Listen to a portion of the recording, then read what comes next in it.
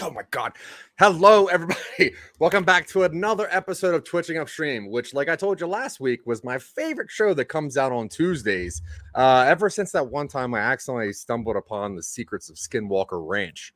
You ever seen I know of Skinwalker Ranch, but I've never seen that one specifically. Yeah, really, there's no secrets, nor is it addressing. That show is terrible, but it did come out on Tuesdays, and ever since then, Twitching UpStream is our new favorite show on Tuesdays. If you know us, welcome back. If you don't know us, welcome. We are Some Nobodies. My name is Zach. This is Dylan, and we're content creators. We're media makers. We're other thing. We're back acres. If yeah, like so we have a scarecrow in the wind. A real creaky scarecrow. That's still screaming oil can, even though it doesn't make sense. So we have a show called Talking UpStream. On that show, we find our favorite creators and we get together with them and we kind of pick their brain on why they create what they create, how they do it, etc., etc.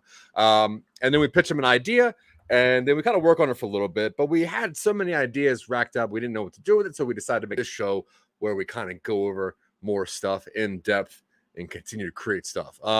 If you've been watching the last couple weeks or listening, last couple episodes, we finished up one we called High Octane, about time traveling, corn whiskey chugging, anti-hero. Yeah, just a good old boy. So we're gonna start something new today since we wrapped that one up. But as usual, I have always some weird kind of nerd trivia or nerd news or something.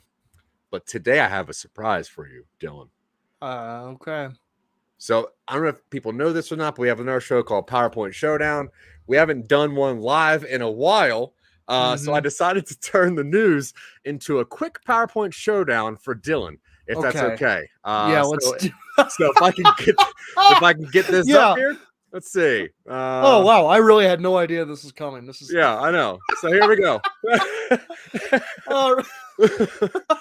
Cool. Okay, so hi everybody. Today, my PowerPoint presentation is on shit Zach wants to talk about. Mostly upcoming movie news, though knowing him, there's probably going to be plenty of stuff in here that's not movie related. We'll see. That looks like Zach's arm holding the camcorder. It might not be. If it is, it's a very well taken photograph. Thank you. So yeah, let's get started, shall we? Whoa, arachnophilia. See Spot in a sequel. See Spot in a sequel. Spot the dog. Arachnophilia, love of spiders, spider lovers, verbal, like a verb, like they love spiders. Do they ever? Do we ever? Yeah, spiders. I'm pro spider. I try my best to relocate them instead of kill them if I find them around here. But if they rear their legs at me and threaten me, then I'll do the same. I'll stomp them out. Yeah. Arachnophilia. See Spot in a sequel. Is Spot a dog actor? No. Oh, who's Spot? It's a villain. Oh, Spot is a villain? Spot is a villain. Spot McCreary? The Spot. Oh, the Spot. See the Spot in the sequel? Here we go. Oh, cool. Oh, I see. Yeah, Across the Spider-Verse. So they revealed the villain. Oh, it's Spot. He's a spec spider? So he originated in the Spectacular Spider-Man. Whose presentation is this? He's the spec spider, special ops spider. Oh, sorry. Yeah. He's voiced by Jason Schwartzman, famously of Scott Pilgrim versus the World, and Darjeeling Express Limited. One of them. Darjeeling Limitless, where the T gives you the power to zoom into a shot from very far away. It's a tiny train. Oh, it lists what he's from. He's from Pilgrim, Fantastic Mr. Fox, and Rushmore. I wasn't paying attention. His powers are spotted. He is covered in interdimensional portals, which means Spider-Man's going to be punching his way through the universe, but not like America Chavez in Doctor Strange versus the Mad Mom. And his origin is 1985. He is John On's attempt to reproduce Cloak's portals unwittingly. John On is the character name, not the creator. The character, yeah. The character name. John On. Does he really have 2 N's in his last name? Yeah. That's weird. Unwittingly created a doorway to another dimension, which he called the Spotted Dimension. I'm sensing a theme. Let's go to the next slide, please. A theme. Whoa! Gaga goes haha for another painted phoenix. I heard this news today. Lady Gaga is potentially going to be Harley Quinn. Let's go to the next slide so we can actually talk about it. Joker, the sequel, possibly a Defoe Joker. I've seen that fan casting. Considering this is Joaquin Phoenix's thing, I really doubt they're going to get someone else to do it. No, apparently this movie might have a bunch of Jokers. Oh, I Joaquin see. Phoenix inspired a bunch of people. It's going to be called La Folie à Deux. La Folie à Deux. And a bunch of Jokers. Sure. I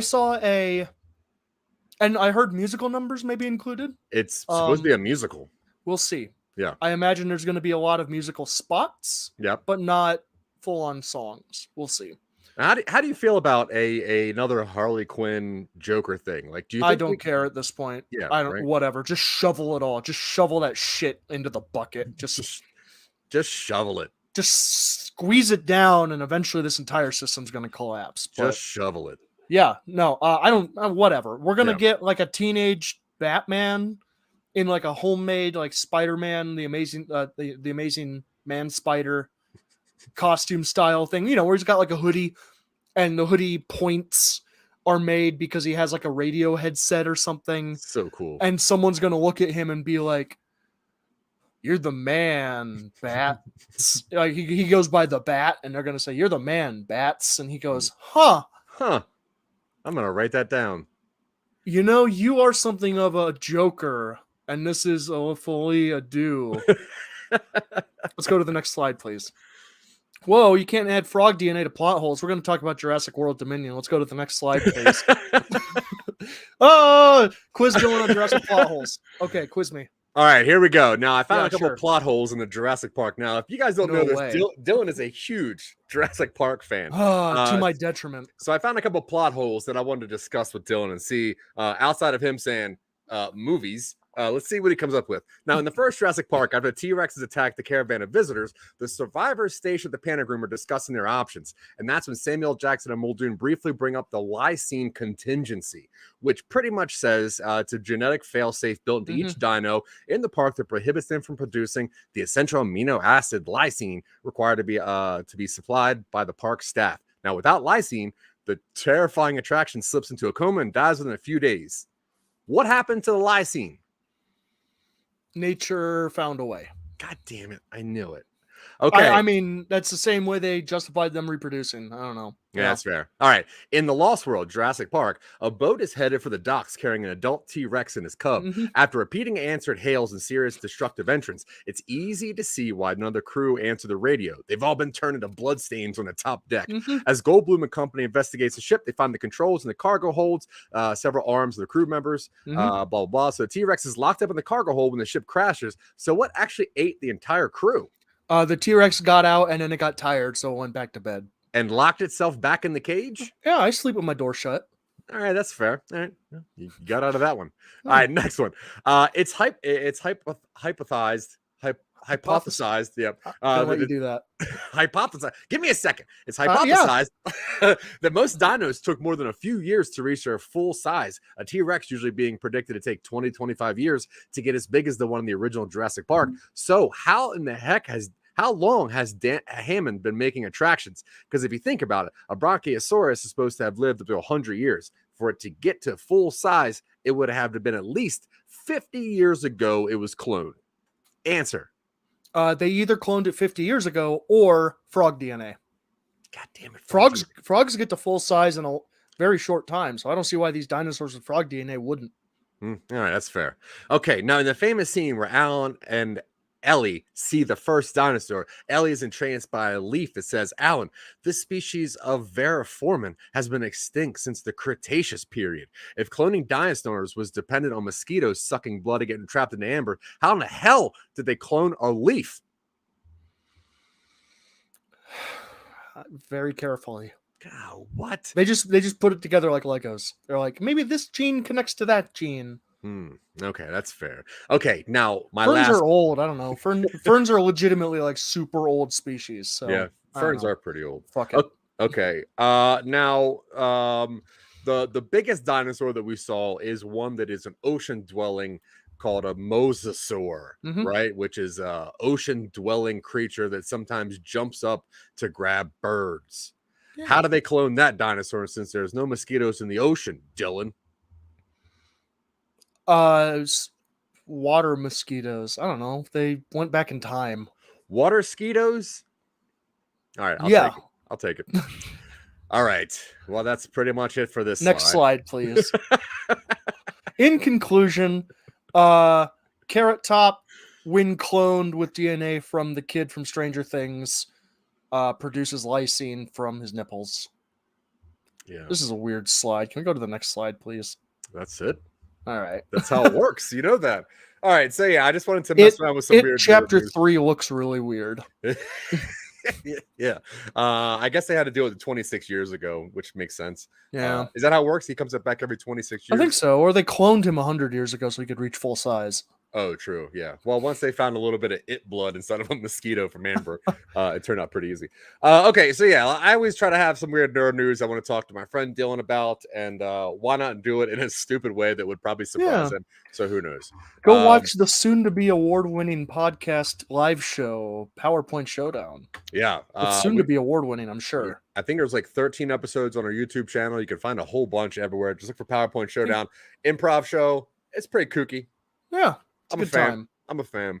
Me too. All right, so let's get into what we do in this show, which is create something. Like I said earlier, we finished up High Octane, and before the show, Dylan and I were kind of chatting about what the next project we were going to work on. But we decided just to do the newest one that we did on our show, Talking UpStream, just because that's what the point of the show is. So, Dylan, why don't you get us caught up on what that is?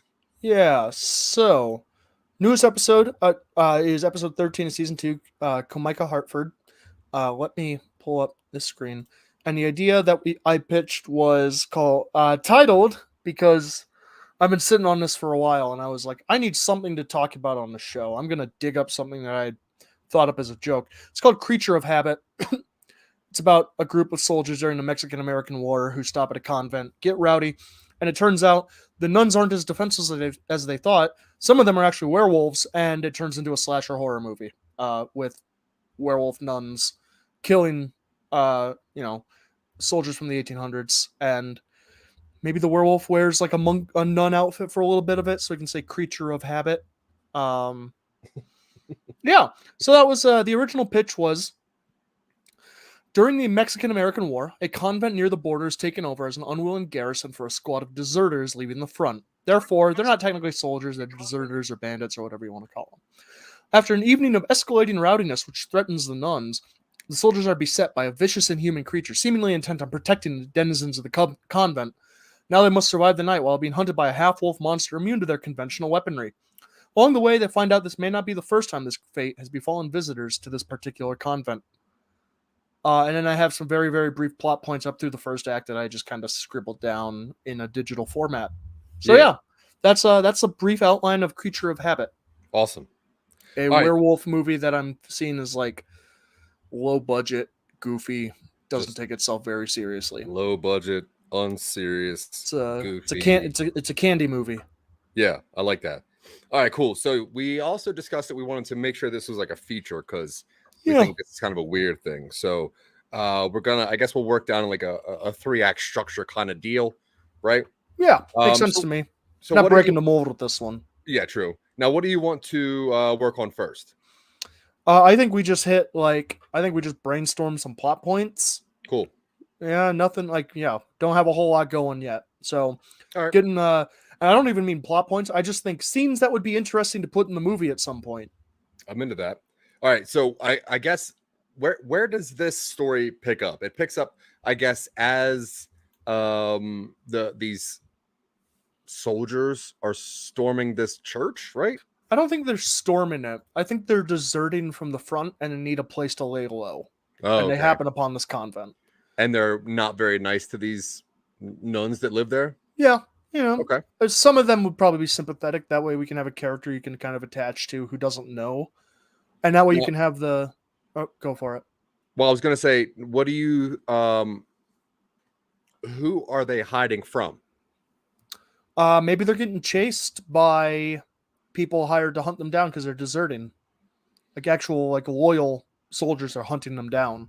So they're like, we got to get out of here. Or they're just not being chased by anybody and they're literally just running away from their job. Cool. This is a war. It sucks. Yeah. So the hold up. All right. So we're going to pick up this story when the soldiers are kind of making their way into this convent where these nuns are there. And they're Catholic, right? Because there can't be any other kind of nuns. I don't think there are non-Catholic nuns. I'm going to look that up real quick. But for the most part... And then what year did you think this was going to be set in? If it's the Mexican-American Civil War, it has to be between, I think it's like 1846 and 1848. Okay. So brief span of time. Yeah. Apparently, nuns exist in other denominations like Eastern Orthodox, Anglican, and Lutheran, but considering this is the Mexican-American War, Catholicism makes sense. Cool. So Anglican is just Protestant Catholic. You might get some angry comments from people, but I don't care. Come at me. Yeah, well, I mean, honestly, if Dylan he'll answer all questions you have about religion. So I will. Stack them up. Send me a message on Twitter at Vorpal_words. It's not a toxic enough platform for me yet. Yeah, true. Yeah. Okay, so we have these soldiers in here, and they're hiding out. And now, what would you say is like kind of the push for this thing to get weird, right? Which we would usually say like the 10-minute mark in is when something weird has to happen, right? The first inciting thing. 10-20 in a 90-minute movie. Yeah. So let's say something weird has to happen that first time. So we have these soldiers that are in the convent. They're hiding out. So we have like an outside force that the nuns really just do not care about. And I'm assuming these guys, they're not cool. They're not nice. Yeah. They're probably lying to the nuns about being deserters. They're probably saying like, we're from the front. We're serving under the Pope. I think it's Santa Anna was the Mexican general, or President Polk was the American president. Literally my favorite president, James K. Polk. I could tell you so much about Napoleon of the Stump. That's true. All right. I believe you. Yeah. Well, you should. Okay, I do. You have to now because it's written. I have no choice. So we have this outside force, which I'm assuming are just different soldiers, and they don't want to be inside the convent. Now we need the nuns to either open up the doors, throw them out. Well, I figure the soldiers show up and they're like, we're here from the leader. We need a place to rest. And the nuns are like, we really don't want to, but it is technically like, it's a war. You guys say you're soldiers, so you can stay the night because we are hospitable. Yeah. I think. They're pretty hospitable. Yeah, sure. No, like, the nuns are like, soldiers. There are some of them that are probably more okay than the others, and they're like getting targeted for being decent people. They're like, yeah, we're gonna have some fun with the nuns, right? And it's like, well, we shouldn't. It's like, you're such a baby, blah, blah, blah. And then you have the nuns, and it's like, we're gonna fucking kill these guys, right? It's like we have no reason to. Don't cause any trouble. It's like, but it's a full moon tonight, or we don't have to mention the full moon thing. It could just be a nightly thing. Yeah. Or we just don't mention it at all. And we have a single shot when the soldiers ride up that there's a full moon setting. Yeah, I don't think we mentioned it at first. Also, what do you think about the idea of like the nuns being like, hey, everyone's welcome here, but you just can't fight. This is a house of God. So like both groups of soldiers just stay there. Oh, I figured the second group would show up later as like Oh, a okay. sudden pressure. Well, because I was kind of thinking like when like the next morning or whatever, some of the soldiers are just mutilated, and then there'd be like the thought of like, hey, I thought you said there's no violence in here, and the guy's like, hey, we stayed in our room all night, we were all locked in here together, and then there's like that kind of inner turmoil as to what's going on. So then maybe a lot of the movie is escaping from the convent. Yeah, I think a lot of the movie would be like a survival kind of slasher movie. Yeah, I do like the idea of like, I mean, hell, maybe it's two groups of. We could go just full unlikely coincidence, say like two groups of deserters, or maybe like yeah. I mean, a group of people from both nations yeah, who are antagonistic towards each other, staying under the same roof, yeah, I like and that. Like there's there's one like nun that causes trouble or something. yeah, I like the idea of like it's just kind of known that if you need shelter, you go to this convent, Mm-hmm. and the nuns almost have to let you in. Yeah. But like wink, wink, they have to let you in. I mean, obviously they do.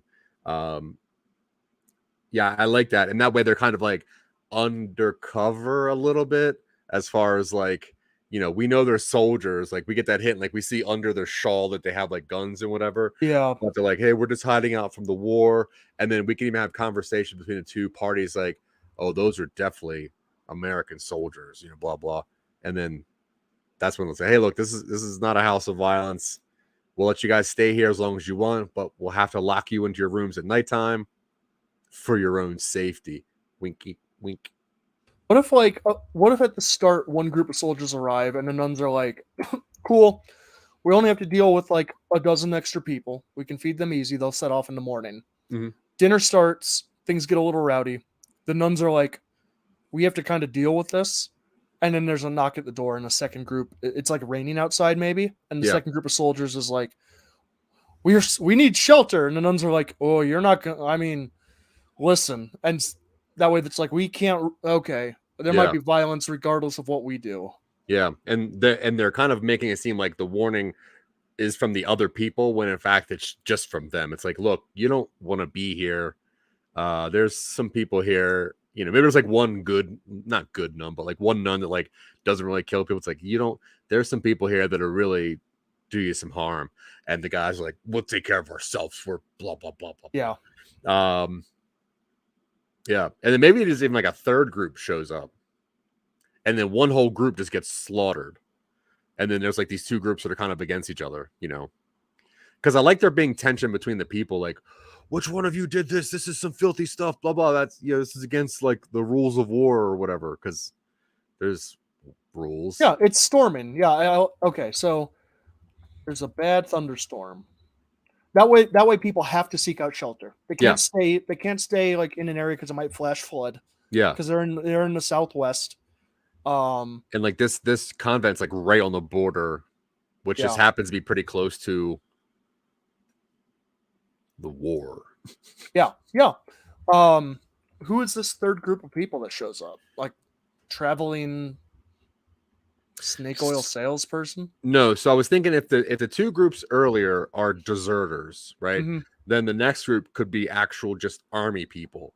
And they're like, there's the opposing group over there, and like those are fucking deserters from our side, and that way like there's this kind of anger from all sides. Or I'm assuming if it's like a big war, other countries are involved.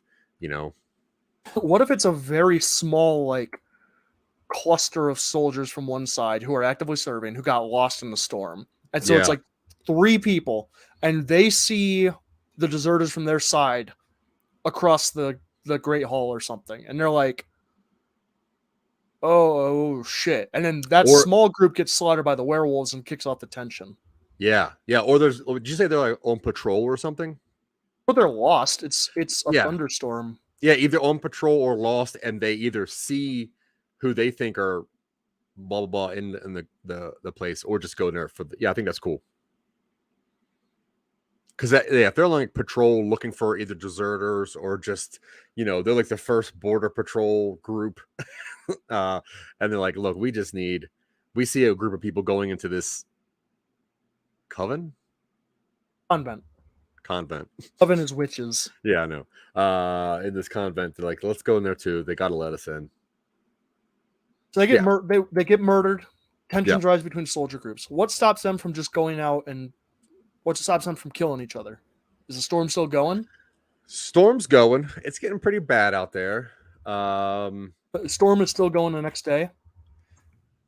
Yeah, dude, storms can last for a while. All Or right. maybe the storm clears up, but like I'm assuming since there's werewolves, there's other forces, right? And Sure. maybe we do a thing where like instead of there being like a fight, the one group's like maybe some of the groups like we're gonna get out of here or whatever, and they find the group outside of like the the convent just mutilated as well. I'm like, who did this? That way we think there's like an outside force which maybe forces them back inside. They think it's a monster outside the convent. Yeah. Yeah. Yeah,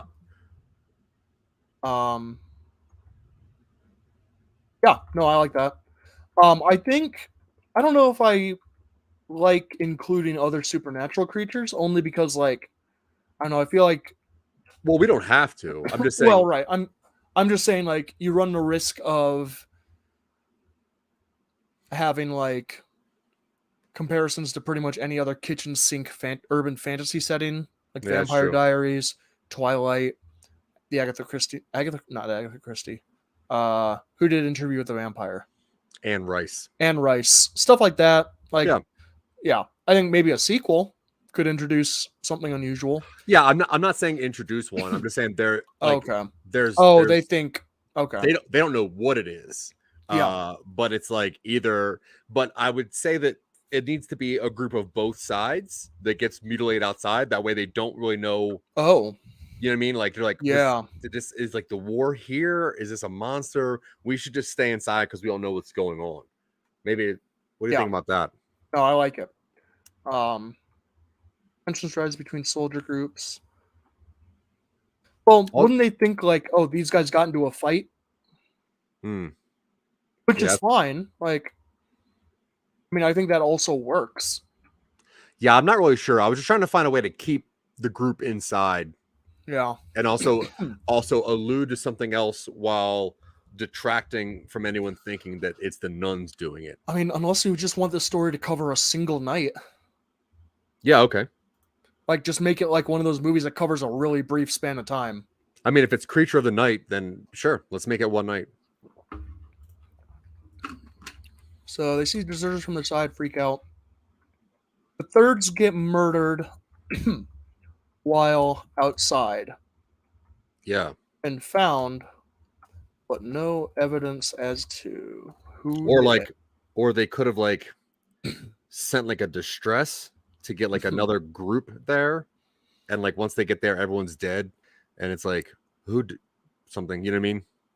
What if it's like a group of people who go outside to like either use the bathroom or have a smoke? Because in the 1800s, they would have like external like lavatories or something. Yeah. And then they go out and they see that someone's missing. Yeah. And like, then they have to find that person. Yeah, like Blue Should Nick said, gastric distress is way more motivating than weather. And I agree. So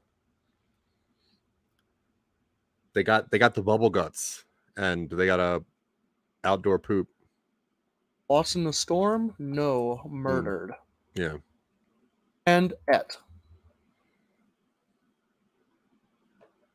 and eaten. Mm-hmm.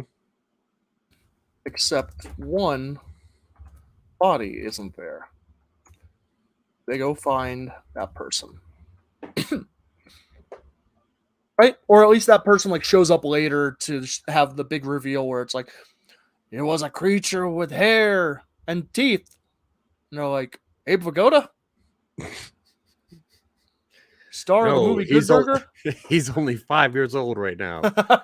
Yeah. Wait, what do the nuns look like when they transform?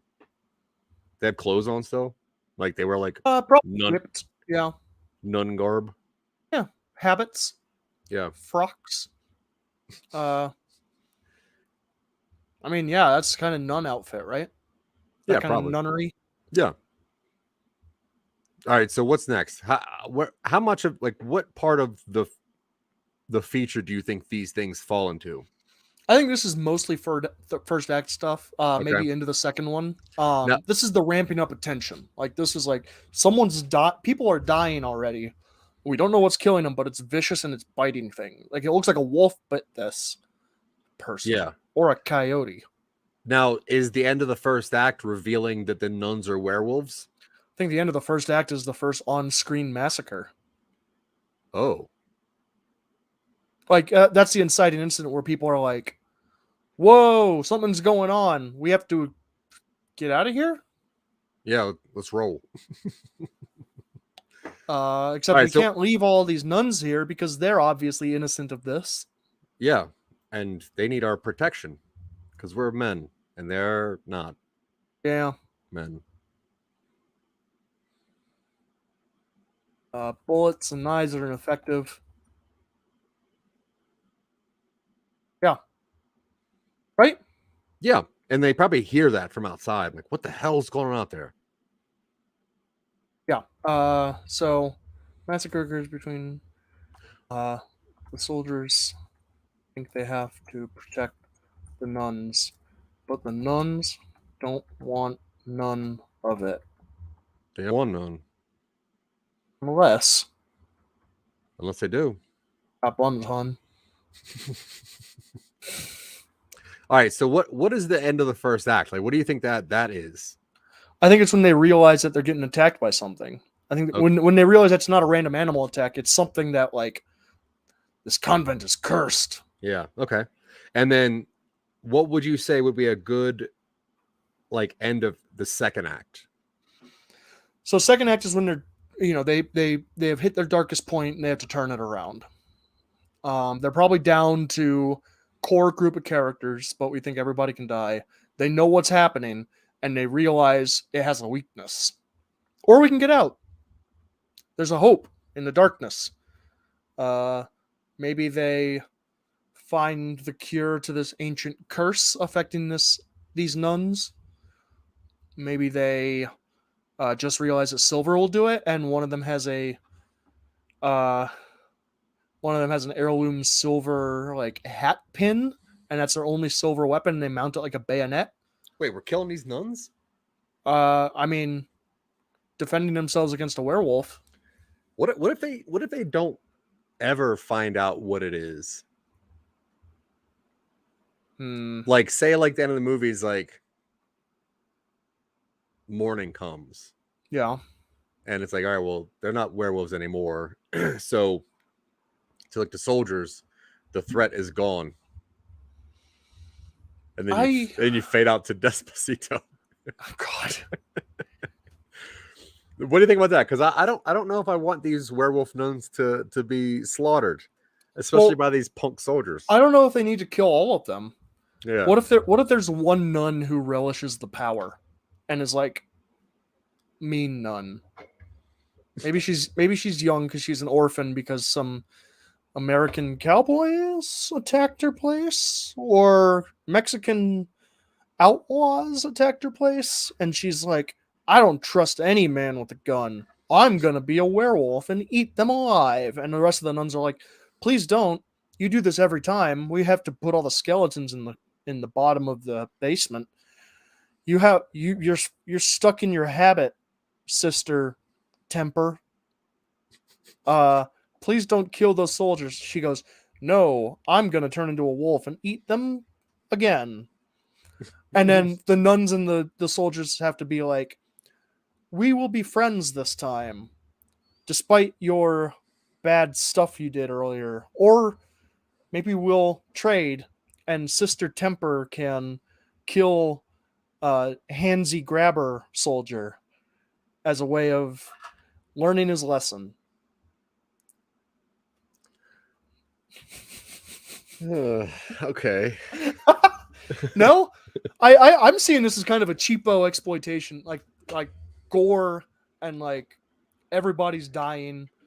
I have a hard time thinking of a character motivation that would allow these soldiers to be like, we were attacked by something here, let's just leave. Yeah. What if like the threat is gone, let's just leave, except a dozen of our buddies that we went through war with got slaughtered and eaten. One of the werewolf bites midst with nun blood turns a bite victim to priest of corruption. All right, well, here's what I'm thinking. What if like for a Diablo bad guy? Yeah, what Boss if fight, priest of or a Dark Souls villain, priest of corruption, and then the of- gothic chanting starts, and you're like, what if this is one of those stories that is like lost in history, and it's like these guys have recruited these werewolves to finish the war for them. Also, Blue Shudnik said Cujo plus Mother Teresa equals Joel Osteen. Yeah, not far off. I kind of like the idea of recruiting them for like soldier fights. Maybe some of them go with the soldiers at the end. Like some of the nuns who banded up with them are like, this isn't working for me. Yeah. Well, there's a war on. What if, like, as the nuns are killing all the soldiers, like a couple of the soldiers who are like higher ranking are like, what we'll just offer you anything. What do you want? Like, what do you want? And they're like, severance pay and a life on the open road. Yeah, whatever it is that that army people get paid like for the rest of their life. What's that called? Pension? It's a pension. All we want is a government pension. It's like, ugh, fine. Oh God. I am seeing a scene where it's like, the soldiers are about to leave, and then wait for me, and then a bunch of nuns are out there with like backpacks or satchels or something. And they're like, we're coming with you. This isn't a life that we would choose normally. We have a special set of skills. We can turn into wolves. It's like and normal bullets don't affect us, so that's a good thing for soldiers to be. Women aren't allowed in the war. What about women? But this movie's made in 2022, so sounds like unionizing. Ooh. It actually does it? Wait, never mind. Nun-unizing. Is that like an onion? A nun has layers. A nunion. Yeah. That's how I like my chili. Just nunions. Nunionizing. All right, so I like the werewolves being recruited into the war. Just to stop it, because I don't really want these, especially deserted soldiers, to win. I would be okay if they all died. I think we need one or two sympathetic people in there, whether they are, if they're not actual soldiers, they can be like supply runners who got dragged along with them, where they're kind of like, or like the journalists. Yeah, or like you carry the gunpowder for us. And he's like, I didn't even want to come with you guys, but you're mean to me, and you made me do it because you're bullies. And they're like, yeah, we're bullies. Ha! Carry our gunpowder. Yeah. And then that way we have a sympathetic character who's like technically allied with them, but when the blood starts flying, he's like, I'm not with these guys. Yeah, squires. Like Blue Shoe Nick will soon say, oh, right there. Dang, that was good. Man, I'm psychic. I had a moment today where a friend literally actually like not knew, but said what I was thinking. It was bizarre. It was really weird. What was it? It was like, yeah, it's like, they're like, you can't communicate. What was it? Communicate with me non-verbally. And I'm like, I do the thing. Yeah. Special beam cannon from Dragon Ball Z. And usually I was just like repeating the word like tacos over my head because it's, and they were like, so you're saying you're going to buy me tacos for lunch. And I'm like, okay, hold up. Like, not even joking. Yeah. So. Did you get them tacos? No, I think we're probably going somewhere Friday. Sick. Yeah. Okay. So what do you want to happen out of this? So we want one or two sympathetic people to get out of it so the story could be told. I think there are sympathetic people on either side. Okay. Some of them. I think a lot of them die, if not most of them. I think most of the nuns get out unscathed. Why don't the wolves kill the sympathetic people? Because they have that moment where they maybe something happens where they engineer a trap where the werewolf gets trapped beneath rubble, and it's like it's invincible to normal ammunition, but it still can't lift a collapsed part of a church. And it's like, all right, gunpowder boy, stab it in the face. And he's like, I don't wanna. I have second thoughts about the violence inherent in what we're doing here. And I really think that we should probably just find a better way to resolve our issues. And obviously, I'm just shooting right now. And they're like, God damn it, boy, what do you think this is? 2019? This is the 1800s. It's a very reasoned and thought out response to our insistent violence that you perform on our behalf. And the werewolf is like, okay, this kid's all right. Yeah. Or they're like, you get in there and you stab him. You got a knife, don't you? And it's like, well, I don't have a real knife. This is just an ornament that my dad made me out of silver. And it's like, I don't care, boy. Yeah. Get in there and do the best you can for your country. But I there's that moment where you have the person who's reluctant to commit violence and he has the chance to commit it on someone and he doesn't. And they have that, the reflection of it in the werewolf eye and the pupil dilates a little bit. And it's like, no, man, I don't want it. This isn't my dream, Dad. It's yours. Yeah. Take your silver shirt with you. Take your football and shove it. Yeah. Maybe the world's of celiacs and the survivors all have yeast infections. Maybe. Maybe the convent is downhill from an abandoned silver mine and the residue in the water helps control their transformation. Ooh. And they can choose to wolf out. Yeah. And they're like, wolf out. And then they all shred their clothes. Yeah, I think there's a scene. Okay, so both sides of deserters are on either side of the convent's great hall. They're being served dinner. They're getting rowdy. They're shooting shitty looks at each other. One of them starts getting a little forward with one of the nuns. And it's like, we can't let this fly. And you have like a little group of the nuns like all look at each other and they're, the tensions rise and you think that the soldiers are going to come to blows over at each other. And, they get really close head to head. And then suddenly you hear someone scream and you look over and all the nuns in the room are like wolfing out. Yeah. And suddenly it's just everybody's getting torn apart. Except some of the sympathetic people and like the hard ass like commander. Yeah. Like, barricade, blah, blah, blah, blah, somehow gets survivors together. Yeah. Yeah. I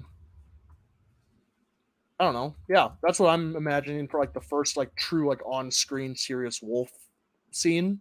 Yeah. Now, you said that you would like to end this with just like one or two survivors and the nuns leaving unscathed, right? Yeah, relatively speaking. So, and this is just like, so this is almost like a From Dusk Till Dawn. Yes, actually. All right. Cool. Yeah, that's a good comparison. All right. I'm into that. So we have what? Okay. So we have American soldiers. We have Mexican soldiers, right? Yeah. And we have this one sympathetic person. Yeah. Maybe two on each, maybe one or two on each side. Okay.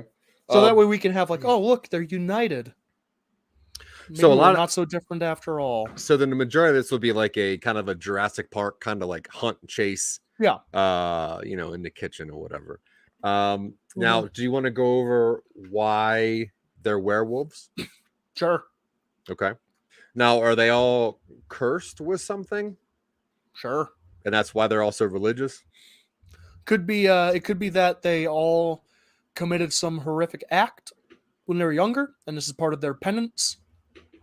Could be that they were and that's your Clooney. Yeah. Could be that they were I like the idea that they were cursed by something. Mm-hmm. Could be that the convent is built on some sort of like burial ground, but that's a very old trope and doesn't necessarily stand up nowadays. What if they're like pretending to be nuns? like to hide out. If they're that, I mean, that works too, where they're pretending to be nuns as a way to protect themselves as this like 300 years ago. Yeah. We were cursed to live forever and in a half bestial form. So we pretend to be nuns nowadays so people will leave us alone, except for now, assholes. Yeah. So I almost liked it like yeah. It was like they slaughtered all the nuns in this convent and now they just like pretend to be them just to so they killed all the original nuns. Well, how did they get all the nun outfits? Made them. Oh.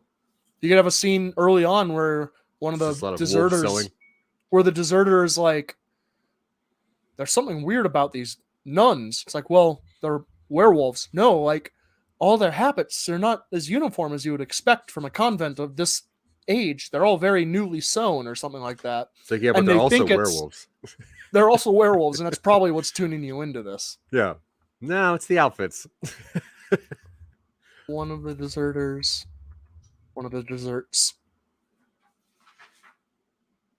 notices something weird about their habits. Yeah, cool. I like the idea that they're not actually nuns, and they're doing this as a way to like keep themselves kind of isolated from the outside world. Yeah. Maybe the curse is like passed down, and so they're like, nuns are celibate, so we figured like we'll end this curse with us. Yeah. Maybe they're descendants. So they're werewolves that got baptized. Who baptized them if they're not actual nuns? I don't know. All right.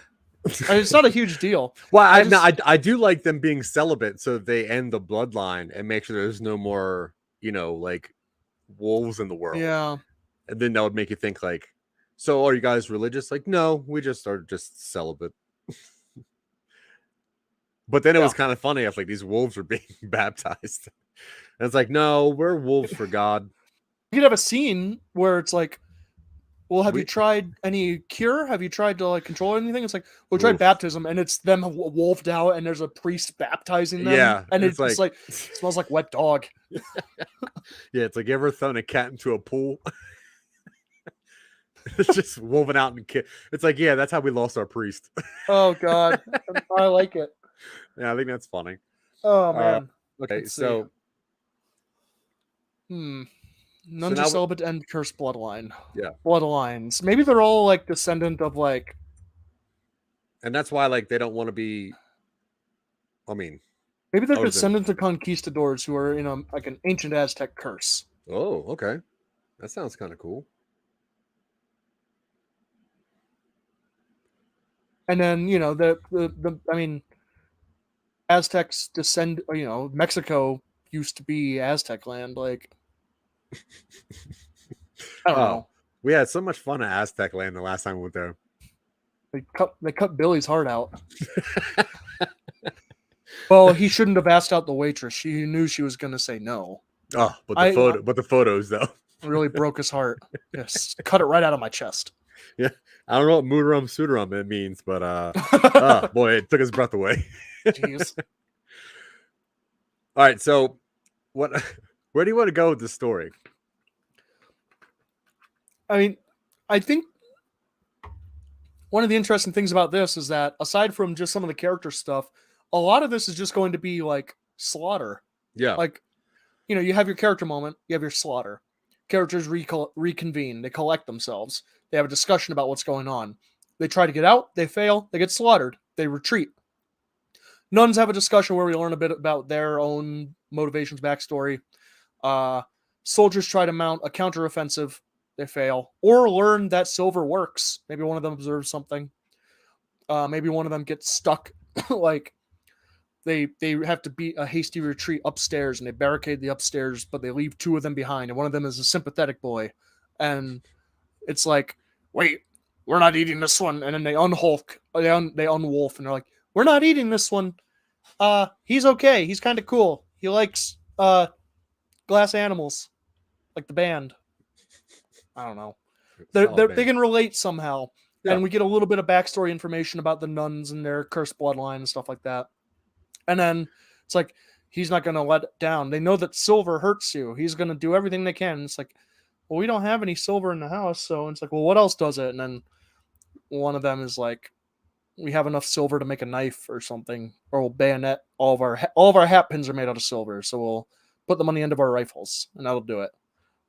Because now that we know their weakness and we know what we can do, they are just nuns, and we are soldiers with military training. And even though our weapons are less than optimized, the numbers match up and the equipment matches up that we can probably slaughter our way out of here. And then the sympathetic guy is like, their numbers match up and their equipment matches up, and they're going to slaughter their way through you. And the nuns are like, we will not let that happen somehow.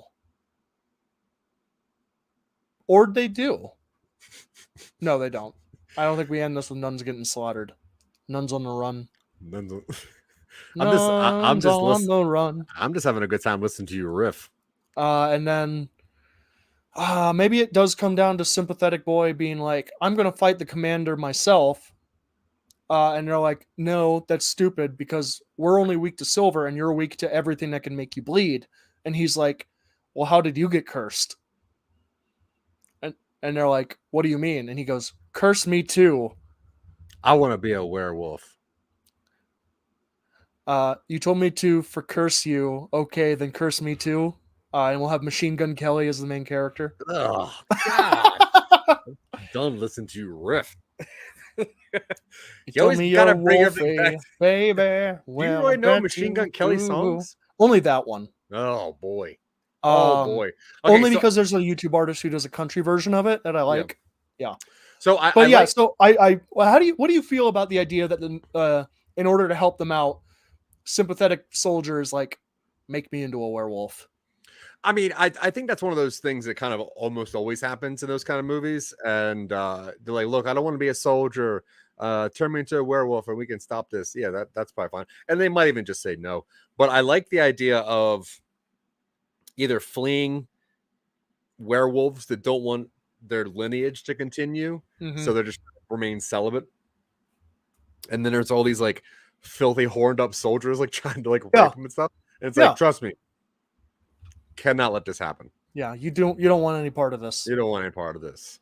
Yeah, I'm into all that. Okay, cool. So for next week, why don't we figure out like a solid ending? Because I don't know. I like the first act, I think. I like the majority of the second act being like a Jurassic Park slashery, kind of thing. I think that's interesting. I think we have a pretty solid first act here. I think what we got to do is work out a couple of these characters. We need like probably 2 nuns, like one real bad nun, one sympathetic nun, right? Or werewolf, whatever.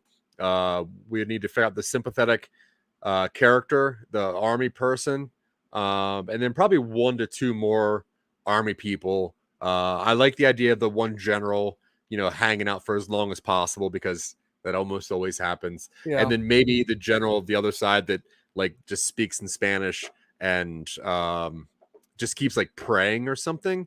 And that's why like, oh, he's religious. He's very religious. Yeah. So the werewolves are like, ugh. Just leave him. Yeah. He has a silver crucifix. And or something. I don't know. So like that. And then a solid ending. Let's figure out why or how we want to end this thing. Yeah. Blue Shoe Nick says Kulinan saves the day by making the bad guys grilled cheese sandwiches with feta and they all die of shit. Okay. Now that inside is jokes. a very inside joke, and feta on a grilled cheese works, and that's all I'm going to say about that. Yeah. Okay, Dylan. So, what else do you think we need to work on for next week just to get this into a functional storyline that we can really break down? What do I think we need to do to work on other than this stuff? Do you think this is a good checklist for next week? I mean, I think this is a good checklist. Yeah. All right, cool. And it gives us plenty to do. Character stuff is probably where I'd go next after we have an ending. Yeah, love that. Okay, so check us out next week on Tuesday, which, like I said earlier, is our favorite show that comes out on Tuesdays. If you want to see more stuff, check out our YouTube channel or Facebook. If you want to be super, super cool, why don't you go over to patreon.com/Some Nobodies and really give us the push we need to fix some stuff and to make some more movies.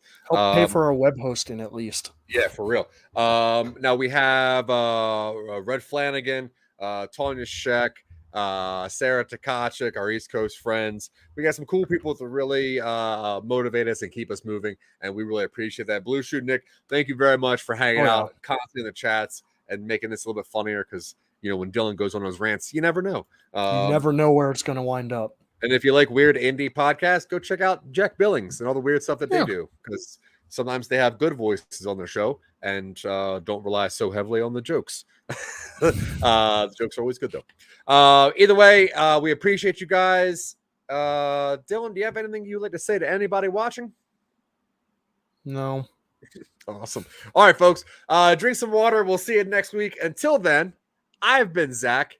He has been Dylan, but you've been great. Have a great day. Bye. See you later. Bye.